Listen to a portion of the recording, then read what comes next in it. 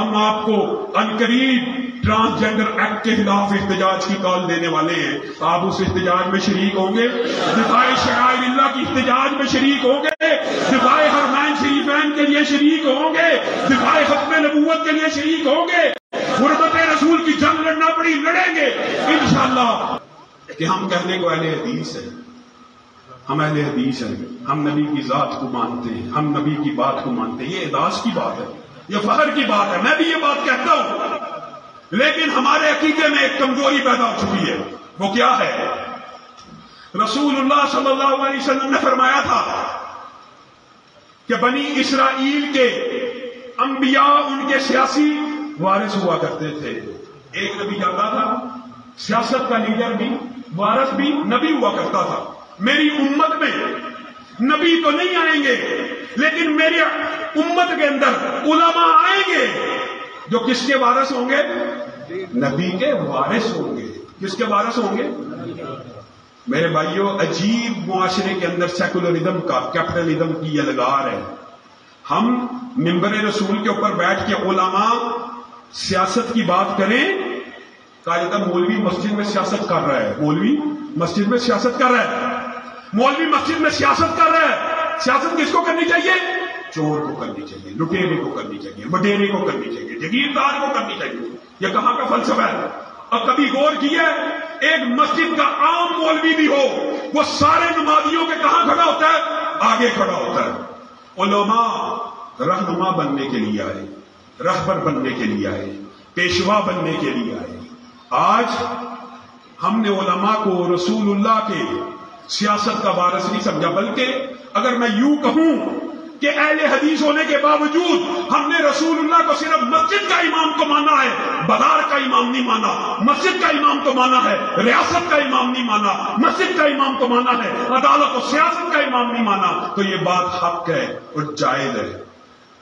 رسول اللہ مسجد کے تو امام ہیں، لیکن سیاست میں میرا امام نواز شریف ہوگا.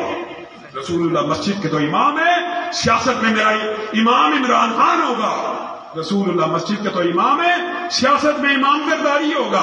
یہ اہل حدیثیت ہے، یہ منہج ہے.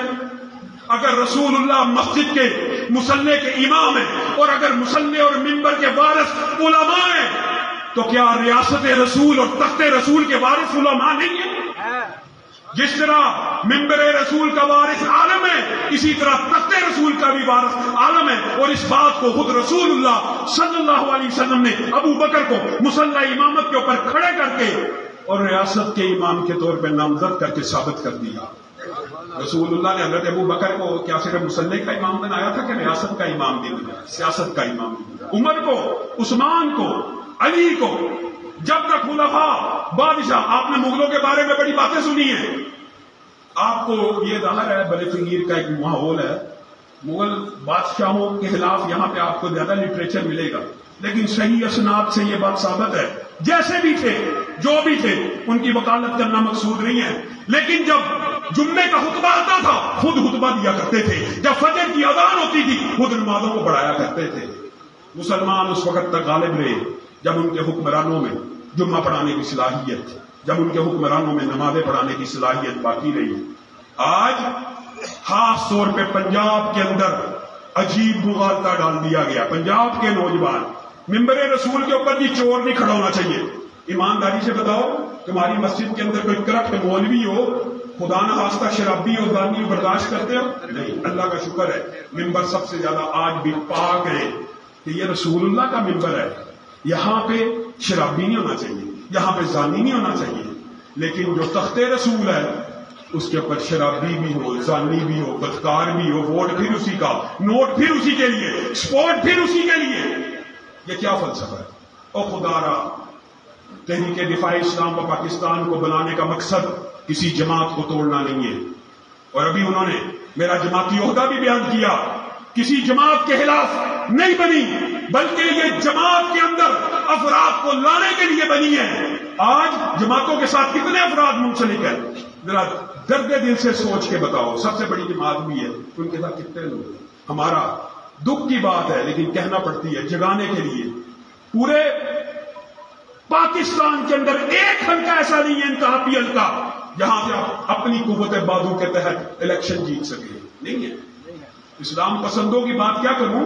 اسلام پسندوں نے بعد میں تو کے پی کے اندر اپنے حلقے بنا لیے. آج پنجاب کی سیاست دیکھ لے, ایک حلقہ تو بڑی دور کی بات ہے, ایک یونین کونسل کا آپ چیئرمین نہیں بن سکتے. کیونکہ میں نون لیگ ہوں, کیونکہ میں پی ٹی آئی ہوں, کیونکہ میں پیپل پارٹی ہوں. ملک کے اندر اسلام پسندوں کی تعداد تو بہت زیادہ ہے, تمہاری تعداد بھی کروڑوں میں ہے, کروڑوں میں ہو. لیکن حیثیت کیا ہے؟ حیثیت یہ ہے کہ پورے پاکستان میں نہیں ایک بھی انتخابی حلقہ نہیں ہے. یہ کیسے تبدیلی آئے گی؟ یہ تبدیلی ایسے آئے گی کہ جماعت کے ساتھ وابستہ ہو جائیے, جماعت کے اندر آئیے. تحریک دفاع اسلام و پاکستان کا مقصد جماعت کو افراد کی سپلائی کرنا ہے. بڑی بڑی جماعتیں ہیں, کل تعداد آپ کے سامنے. جماعت الدعویٰ نے تحریک اللہ اکبر کے تحت ملک سے الیکشن لڑا تھا. ٹریننگ نہیں تھی, تربیت نہیں ہے. پورے ملک سے 1,17,000 ووٹ ملے. یہ ہماری حیثیت ہے. آپ نے اگر ابھی بھی نہیں جاگنا, اگر آپ نے ابھی بھی آنکھیں نہیں کھولنی, تو پھر ٹرانسجینڈر ایکٹ پاس ہونے دیجیے. ٹرانسجینڈر ایکٹ پاس ہوا, آپ کے پاس اگر اسمبلی میں خدا کی قسم ایک سیٹ نہ بھی ہو, صرف آپ لوگ میرا ساتھ دے دیں, صرف آپ جتنے آج بیٹھے ہوئے.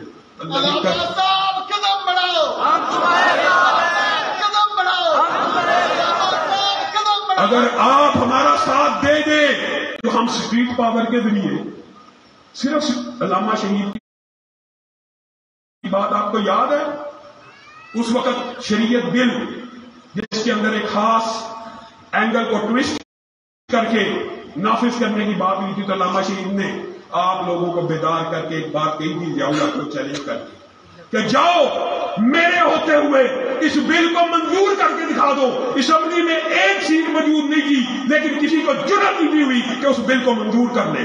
آج ٹرانسجینڈر ایکٹ ایاز صادق پیش کر, شیریں مداری اس کی سپوکس مین,